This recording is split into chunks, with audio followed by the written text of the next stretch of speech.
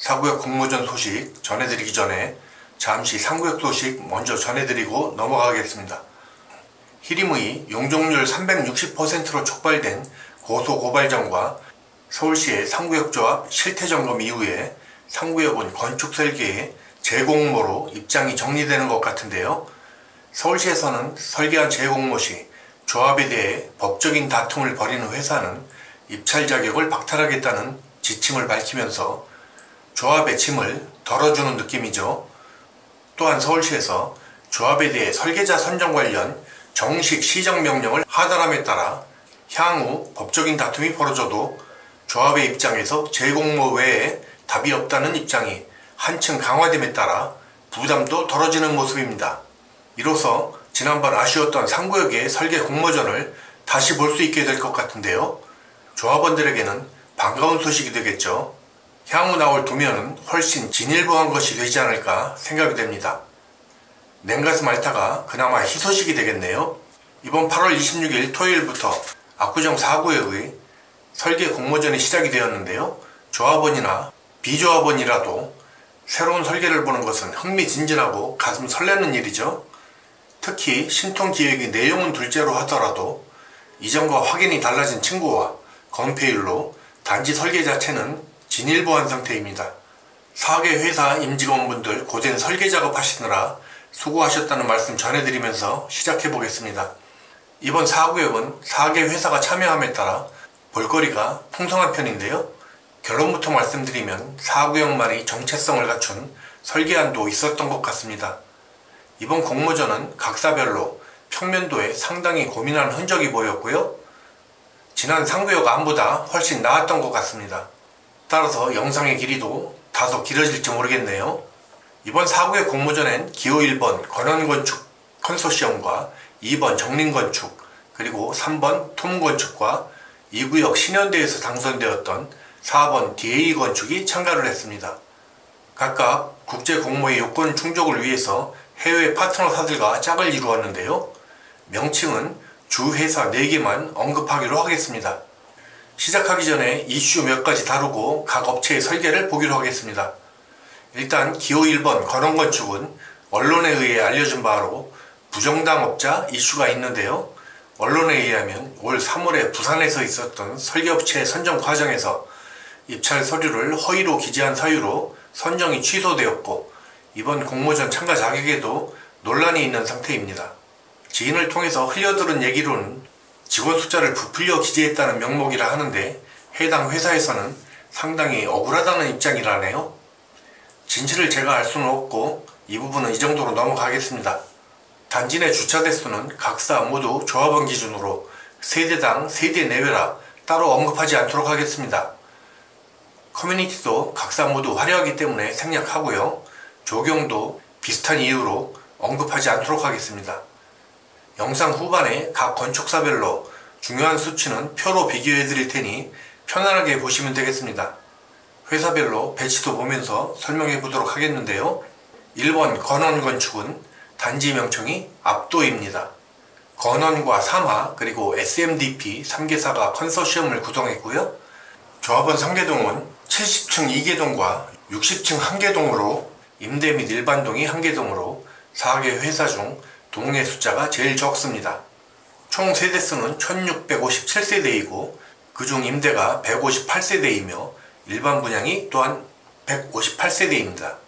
동의 숫자가 적어지면서 동강 간격은 더욱 넓어졌는데 간격이 115m와 100m 정도입니다. 건원의 동별 평면도 구성은 WX인데요. 이 WX는 조망 라인을 최대로 이끌어내는 기법이긴 한데 전체적으로 제일 앞 라인을 빼면 다른 세대들의 조망의 질이 떨어집니다. 내 집이 몇 호냐에 따라서 호불호가 많이 갈리고 세대당 조망 면적은 적어질 수밖에 없겠네요. 역시 세대 간 측간 간섭 문제가 생길 수 있고요. 루버 등으로 커버를 해야 될 것 같습니다. 건축물의 구조는 RC 라멘조로서 외관은 커튼홀 형식인데요. 커튼홀 방식은 대중에 대체적으로 부정적인 이미지로 각인되어 있죠. 이번 참가한 4개사 중 3개사가 커튼홀 방식이고 1개사가 커튼홀룩입니다. 커튼홀은 미려한 외관과 시원한 뷰를 갖는 대신에 온통 통유리로 되어 있다 보니 냉난방비가 많이 들고 강력한 자외선에 의해서 창가 근처 가구 등이 탈색 및 변색이 일어나기도 하는데요.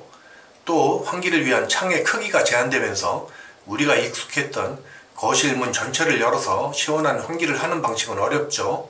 커튼홀은 말 그대로 외벽이 커튼처럼 걸려있다는 의미인데요. 외벽 자체가 큰 힘을 받지 못하는 비내력이라는 말입니다. 이러한 부정적인 관점에도 불구하고 많은 업체가 커튼홀 방식을 도입하는 이유는 건물의 구조 자체에 있는데요. 바로 초고층 건물에 주로 쓰이는 RC와 SRC 구조입니다. 70층은 상당한 고층이거든요. SRC 구조란 철골 플러스 콘크리트와 보강재로 철근이 들어간 구조를 말하는데요. 건물의 뼈대가 철골조이고 콘크리트와 철근이 같이 쓰인 공법입니다. 그리고 RC 공법은 SRC에서 스틸, 즉 H빔이 들어가지 않은 형태인데요. 막상 커튼홀 방식을 채택하게 되는 주 원인은 바로 라멘조라고 하는 방식에 있습니다. 기둥이 건물의 뼈대 부분에만 있고 실제 받는 하중은 이 슬래브를 통해서 보로 전달이 되고 그것은 다시 기둥으로 전해지고 기초에까지 닿으면서 충격이나 하중을 흡수하는 구조입니다. 여기서 중요한 것은 벽이나 기둥이 따로 없다는 것인데요. 만일 이러한 공법을 채택한 회사가 이번 공모전에서 선택이 된다면 생각지 못한 곳에서 변화를 가져올 수 있습니다. 기둥이나 벽이 사라지면서 내부 인테리어에 근본적인 변화가 오는 건데요. 벽식 구조가 갖는 일반적인 구획, 그러니까 전 세대가 같은 위치에 안방이 있고 욕실이 있거나 거실이 위치한 것이 아니고 이 전용 공간 전체가 천변만화의 변화를 가져올 수 있다는 겁니다. 롯데 시그니엘을 가보셨던 분들은 기억이 나실 텐데 주거 공간을 분양할 때 내장재가 전혀 없는 깡통 상태로 분양하는 걸 보신 적이 있을 거예요. 답사하셨던 분들은 아마 디자이너 아무개 이름으로 재구성된 내부를 보신 적이 있었을 겁니다. 공간을 디자인하는 사람에 따라서 배치가 전혀 달라지죠. 이럴 때 생길 수 있는 현상은 조합원 입장에선 바로 마이너스 옵션이라는 단어가 생각날 수 있는데요. 내가 분양받을 집은 벽이나 내부 구획 없이 공사비에 들어가는 돈을 계산하지 말고 그냥 주세요 하는 거죠. 집주인 마음대로 디자인을 할 수 있고 디자인의 퀄리티에 따라 같은 평형이라도 집값이 상당한 차이가 날 수 있습니다. 추후 이것도 아마 집값을 초양극화시키는 요인 중 하나가 될 것 같습니다. 훗날 네이버 부동산 매물 광고에 디자이너 아무개 작품이라는 꼬리표가 달리는 거죠. 다시 건원의 안을 살펴보면 한계층 8세대 조합인데요. 총 세대수는 1657세대로 세대수가 약 20% 증가하는 것으로 나와 있습니다. 그림을 보면 같은 112제곱미터 타입인데 한강 조망의 라인의 차이가 많이 나죠. 그리고 120제곱미터 타입도 그렇고요. 특히 120 타입은 뷰가 나오는 공간이 너무 적어서 뷰가 나온다 하기에 좀 민망한 수준이네요. 다른 동 역시 기본적으로 같은 구조라 비슷한 현상이 생길 것으로 보이고 같은 평수라도 어떤 호수가 배정되느냐에 따라 호불호가 많이 갈릴 것 같습니다. 엘리베이터는 2세대당 3대씩 총 12대에 비상용 엘리베이터가 또 하나 있어서 총 13대인데요. 그리고 전세대 테라스가 준비되어 있네요. 이건 점수를 얻을 수 있는 항목이죠.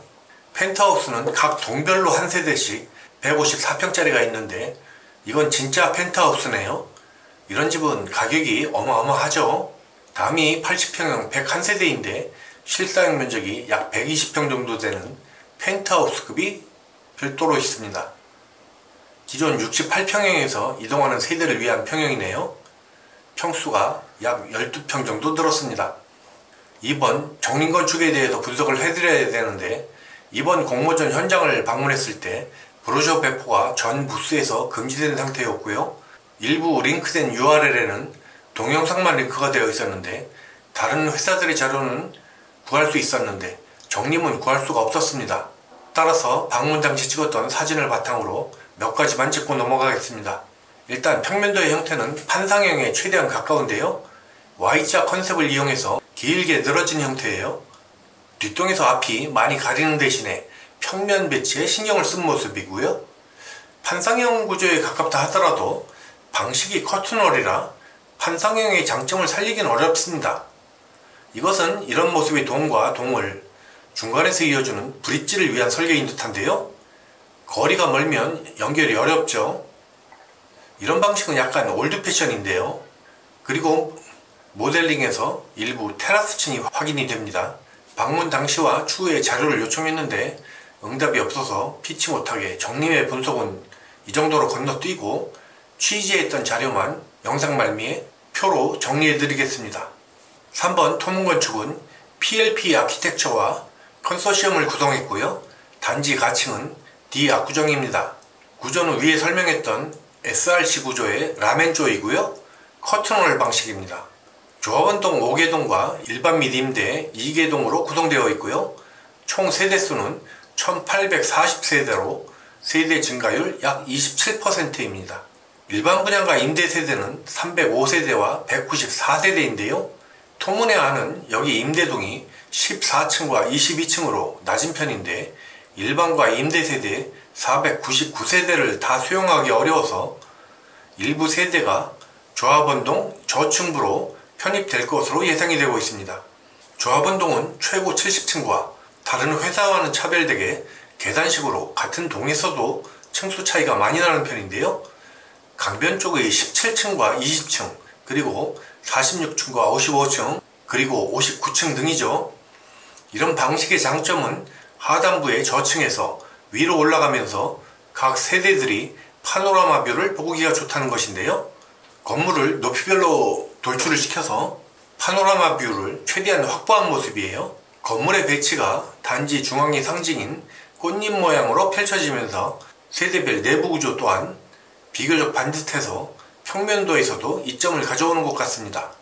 이번 공모전엔 평면도가 이리저리 꼬여서 조악해지는 현상은 많이 줄었습니다. 이 도면은 1층의 평면도인데요. 저층에서 중층과 고층까지 이 평면도가 달라지는 거죠. 그래도 세대 방향에 따라 조망이나 향의 호불호가 좀 갈릴 수 있겠네요. 특히 저층부에서는 간섭이 좀 생길 수 있을 것 같아요. 전세대가 만족하는 방법은 어렵겠죠.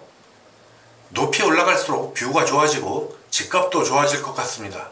이 방식은 층수 싸움이 되겠네요. 토문의 특징 중 하나인 차량을 지방까지 가져가는 대저베이트가 있는데요. 최근 최고급 주거 건물에서 나왔던 형태죠. 이 사진의 테라스 하우스에 적용되는 시스템이라 하네요. 이 위치에 들어가는 것이죠. 마지막 4번은 DA 건축인데요. 칼리슨 RTKL과 가람건축과 함께 컨소시엄을 구성했고요. 이 구역 신현대에서 호평을 받았던 회사죠. 단지 가층은 그랜드 힐즈입니다. 한층 5, 6호 라인 조합이고요. 주동 5개와 27층짜리 임대동이 2개동입니다. 최고 층수는 70층이고 강변 쪽 일부 20층과 15층이 있는데 이쪽은 테라스가 어마어마하네요. 요거 인기 좋을 것 같아요. 나머지는 61층과 58층 그리고 51층과 38층으로 구성되어 있고요. 총 세대수는 1730세대로 증가율은 22.5%입니다. 일반 분양은 201세대이고 임대는 180세대입니다. 펜트하우스는 5세대이고 대형에서 주력평형은 73평형이 되겠네요. 평형의 종류가 많아서 선택의 폭이 넓어지겠습니다. DA 건축은 유일하게 RC조에 기둥과 벽식을 혼합한 구조인데요. 이런 방식으로 커튼 월룩을 구현해냈네요. 커튼 월룩은 커튼 월처럼 보인다는 뜻인데요. 하중을 받쳐주는 기둥과 벽으로 일반 아파트와 같은 창호 설치가 가능하고 커튼홀처럼 미려한 외관을 구현할 수 있습니다. 구조 문제는 A업사와 협업하여 진도 7 이상의 구조 안정성을 확보했다 합니다. 그리고 엘리베이터는 층당 일반용이 8대이고 화물용과 비상용이 각 1대씩으로 6세대에 10대가 되겠네요. DA는 엘리베이터를 고층용과 중층용 그리고 저층용으로 세 구간으로 나눠서 대기 시간을 줄이는 방법을 선택했는데요. 고층용은 분당 300m의 운행 속도입니다. 평면 구조는 바람개비 모양으로 최대한 조망을 확보하고 구조를 단순화해서 직사각형에 가까운 배치를 이끌어냈습니다. 압구정 4구역은 공공보행로 이슈에서 자유로운데요. 이미 4구역과 5구역을 가르는 도로가 있기 때문이죠. 따라서 단지를 폐쇄적으로 감싸기 좋은 여건이 형성된 것도 대단한 장점이라 하겠습니다. 그리고 4구역 상가가 위치나 모양이 좋습니다. 상권이 상당히 활성화될 전망이죠. 상가 조합원들도 좋아지겠습니다. 전체적으로 이번 공모전에서 거의 모든 회사가 단지 중앙을 비우면서 조망과 정원뷰를 확보하는 설계를 선보이는 방식이 일반화된 것을 볼 수 있었는데요.